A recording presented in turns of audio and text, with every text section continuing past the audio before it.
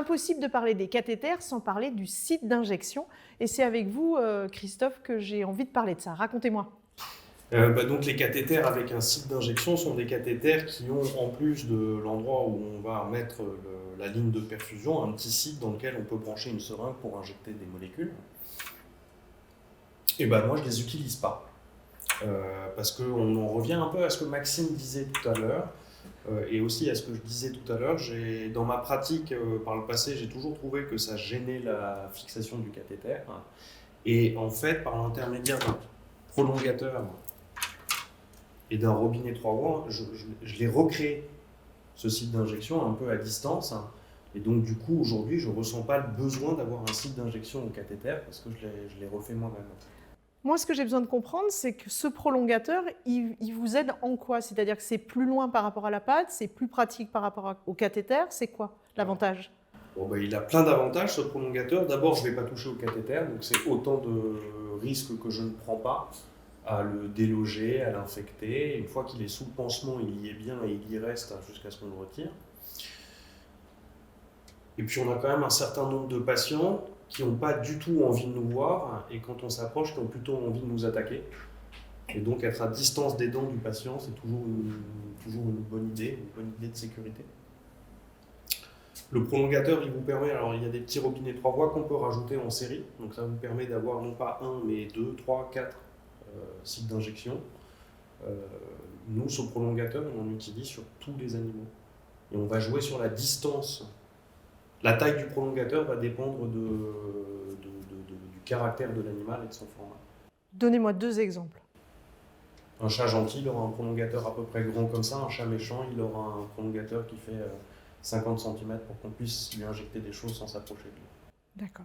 Maxime, moi j'aimerais savoir si ce prolongateur, ça a permis une meilleure qualité de vos soins. Je ne sais pas si le prolongateur en lui-même permet une meilleure qualité. Par contre, sur l'aspect en tout cas urgence réanimation qui est peut-être un petit peu plus spécifique, ça nous permet en tout cas de gagner en confort, ça c'est à peu près sûr, et comme le disait Christophe, je pense qu'on gagne en hygiène sur cette zone-là parce que justement le cathéter est le site le plus à risque et protégé et on a une zone qui est ce prolongateur qui peut être nettoyée, désinfectée et au besoin, lorsqu'elle est problématique, elle peut être changée facilement sans même avoir touché au cathéter qui lui a été difficile à mettre en place. Et donc c'est là où le prolongateur il a un intérêt, c'est effectivement de nous donner un peu d'espace, un peu de distance, mais de pouvoir être facilement changé, facilement nettoyé, désinfecté, alors que le cathéter lui doit être le plus protégé possible. D'accord. Alors évidemment en matière d'oncologie, je me doute que le prolongateur est un plus pour vous dans la pratique de votre métier. Oui, ça peut être, ça dépend parce qu'en oncologie, ça dépend des molécules, des médicaments qu'on va administrer. Je reprends un tout petit peu la porte d'injection, le site d'injection dans les cathéters. J'aime bien les cathéters avec ça pour l'oncologie. Je peux flusher les cathéters et vérifier qu'il est vraiment dans la veine plus facilement, à mon avis, qu'avoir toutes les prolongeurs. Et après, des fois, on administre très petite quantité de médicaments.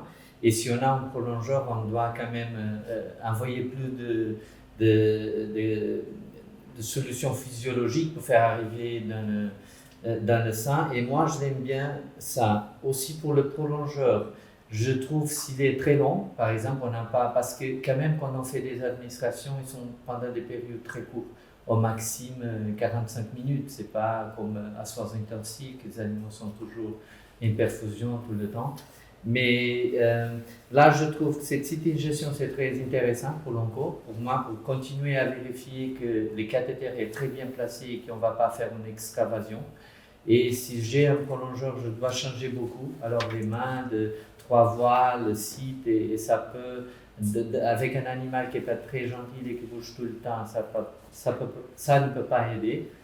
Et les prolongeurs, ça peut nous aider aussi quand les chats sont méchants ou ils ne sont pas très... de protéger nous-mêmes de la distance s'il y a un problème, une situation d'extravasion, de libération de médicaments d'un environnement, d'être protégé avec une distance.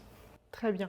Alors, quand on a préparé cette émission, on a discuté avec Alix, et là, je crois que vous êtes la plus grande fan du prolongateur. Effectivement, l'animal qui n'est pas coopératif, d'avoir un site d'injection à distance, c'est quand même un plus. le côté hygiène également, mais on a également remarqué, puisqu'on a changé récemment pour des cathéters qui avaient des sites d'injection et maintenant ils n'ont plus de sites d'injection, on a remarqué une baisse très significative du taux de phlébite, du taux d'inflammation, d'infection au niveau du cathéter.